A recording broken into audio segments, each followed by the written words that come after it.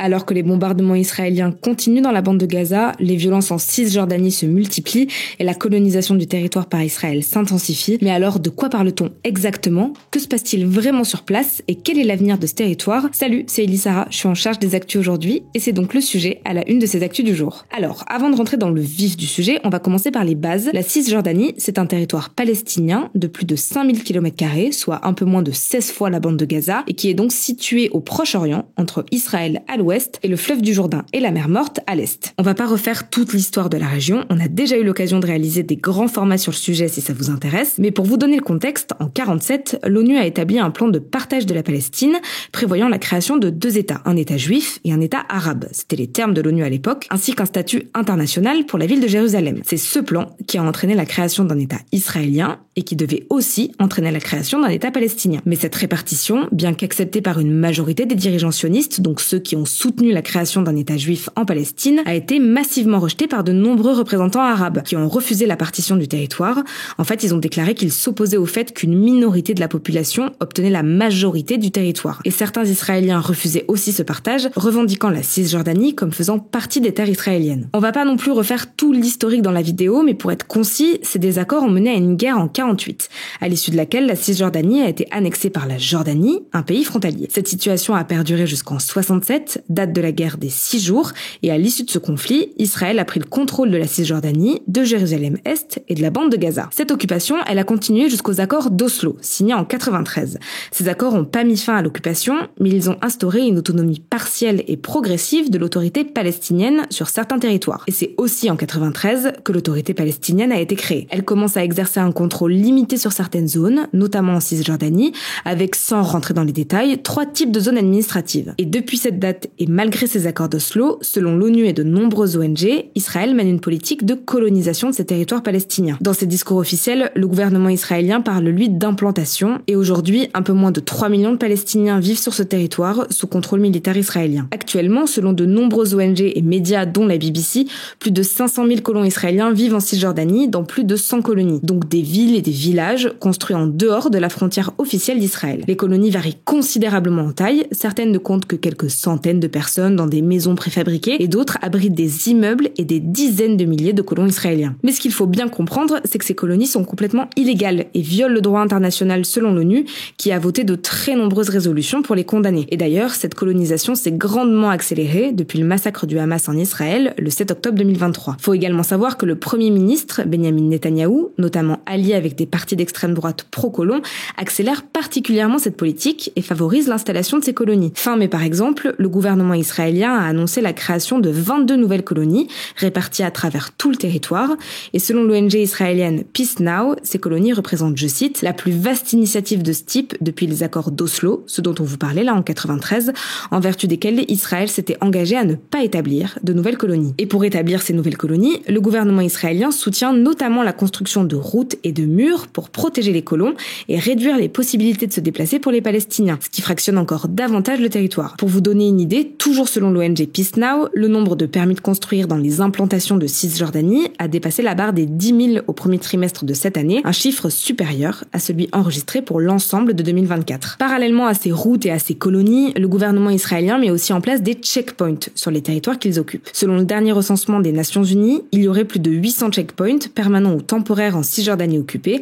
Ces checkpoints, qu'on peut traduire par des points de contrôle, il y en a de plus en plus et ce sont donc des postes installés par l'armée israélienne. Leur but officiel, c'est de contrôler les déplacements des personnes et des véhicules, principalement pour des raisons de sécurité, afin de prévenir les attaques contre Israël ou les colonies. Mais selon Walid Abbas, un chercheur au Centre palestinien d'études israéliennes cité par RFI, les checkpoints militaires servent aussi, je cite, à avoir un contrôle sur le mouvement des Palestiniens. Concrètement, chaque Palestinien qui y passe doit y montrer ses papiers et potentiellement y être fouillé, ce qui provoque de longs retards avec des embouteillages de parfois plusieurs heures devant des points de passage. Parallèlement à tout ça, selon les Nations Unies, le nombre d'attaques de colons contre des Palestiniens a atteint des niveaux records depuis 2023. Tous les jours, des incidents sont signalés, rapportant des attaques de Palestiniens par des colons qui détruisent leurs biens ou s'attaquent à eux. Et toujours selon l'ONU, 940 Palestiniens ont été tués par l'armée et les colons en Cisjordanie depuis le 7 octobre 2023. Selon le rapport du responsable des droits de l'homme des Nations Unies, la violence des colons et les violations liées aux colonies ont atteint de nouveaux niveaux choquants et risquent d'éliminer toute possibilité pratique d'établir un État palestinien viable. Par ailleurs, entre le 1er novembre 2023 et le 31 octobre 2024,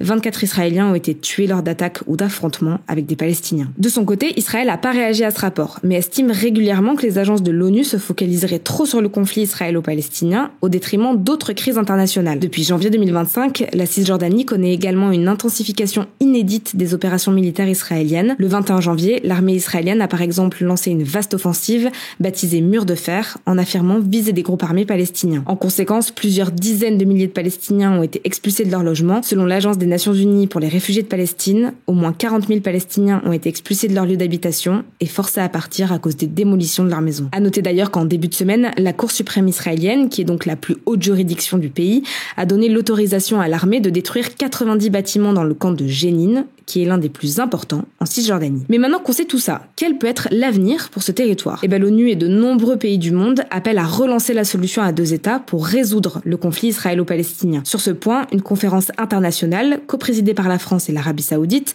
devait se tenir à New York en juin. Mais Emmanuel Macron a annoncé son report en raison de la situation entre Israël et l'Iran. Actuellement, 148 des 193 pays membres de l'ONU reconnaissent la Palestine comme un État. Les États-Unis, la plupart des pays de l'Union européenne, dont la France et l'Allemagne, n'en font pas partie. On continuera donc à suivre la situation et à vous en parler. Et en attendant, vous restez avec moi pour le reste de l'actu. Et donc, on continue avec l'actualité en bref et on commence avec cette actu. L'Agence internationale de l'énergie atomique a mis en garde ce vendredi contre, je cite, les graves conséquences d'une potentielle attaque israélienne sur Bushehr, une centrale nucléaire en activité dans le sud de l'Iran, alors que de nouvelles frappes israéliennes ont touché dans la nuit un autre site nucléaire à Ispahan, à plus de 400 km au sud de Téhéran, la capitale iranienne. Raphaël Gross, le patron de l'AIEA, s'est exprimé lors d'une réunion du Conseil de sécurité de l'ONU, affirmant qu'un impact direct sur cette centrale provoquerait un très haut niveau de radioactivité dans l'environnement. Et il détaille également que si une frappe coupe les lignes électriques qui alimentent la centrale, ça pourrait provoquer une fusion du cœur du réacteur qui entraînerait aussi un rejet de radiation. Selon lui, dans le pire des cas, les 2 scénarios pourraient nécessiter des actions de protection de la population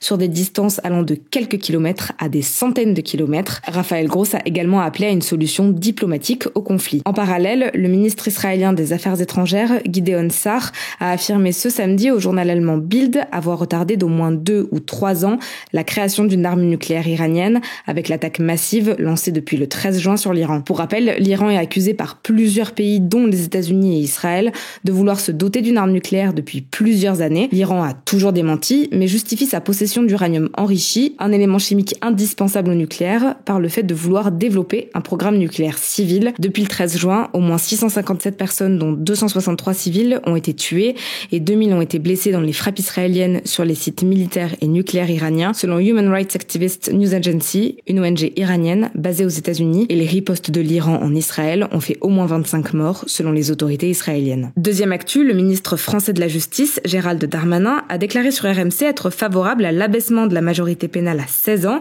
alors qu'elle est actuellement de 18 ans. Alors la majorité pénale, c'est quoi ? C'est l'âge à partir duquel une personne ne peut plus bénéficier de ce qu'on appelle l'excuse de minorité, c'est-à-dire d'un abaissement de sa peine. Actuellement en France, les peines pour les personnes de moins de 18 ans sont divisées par 2 par rapport aux peines applicables aux personnes de plus de 18 ans. La majorité pénale est différente de la responsabilité pénale, qui est elle fixée à 13 ans en France, et qui est l'âge à partir duquel une personne peut être reconnue coupable d'une infraction. En dessous de cet âge, la loi française considère que la personne n'a pas conscience des conséquences de ses actes. Pour vous donner une idée, la majorité pénale est fixée à 18 ans dans la plupart des pays de l'Union européenne. Certains pays la placent à 16 ans, mais avec un régime spécial jusqu'à 21 ans. Le Danemark, lui, fixe la majorité pénale à 15 ans. Cette déclaration de Gérald Darmanin fait suite à la censure jeudi par le Conseil constitutionnel, qui est la plus haute juridiction administrative en France, de plusieurs articles d'une loi proposée par Gabriel Attal pour un durcissement de la justice des mineurs. Cette loi prévoyait notamment pour les mineurs de plus de 16 ans la fin de l'allègement de certaines peines et dans certains cas. Et enfin, une nouvelle étape dans le bras de fer entre Donald Trump et l'université d'Harvard. Une juge a confirmé ce vendredi qu'il n'était pas possible pour l'administration du président américain d'interdire l'entrée sur le territoire aux étudiants internationaux de la prestigieuse université. Pour rappel, Donald Trump voulait ainsi empêcher Harvard d'accueillir des étudiants étrangers, mais l'université avait obtenu en justice une suspension de cette interdiction. Cette suspension a ensuite été étendue indéfiniment par une juge fédérale. Depuis le retour de Donald Trump à la Maison-Blanche, Harvard est dans le viseur du président, qui reproche notamment à l'université ses politiques de promotion de la diversité ou encore d'avoir laissé avoir lieu des manifestations contre la guerre menée par Israël dans la bande de Gaza. L'université n'avait pas voulu appliquer les modifications et exigences demandées par Donald Trump et avait donc vu ses financements être coupés. Mais finalement, Donald Trump semble récemment calmer le jeu avec l'université. Sur son réseau Truth Social, il a affirmé que des discussions avec l'université étaient était en cours et pourrait aboutir à un accord qui serait historique et très bon pour notre pays, sans préciser de quoi il s'agit. Voilà pour les actus du jour. Merci à vous de suivre ce format le samedi. Les actus sur YouTube reviennent dès lundi. Et en attendant, prenez soin de vous, prenez soin de vos proches, faites attention avec la canicule et passez une bonne fête de la musique si vous la fêtez. Et moi, je vous dis à samedi prochain.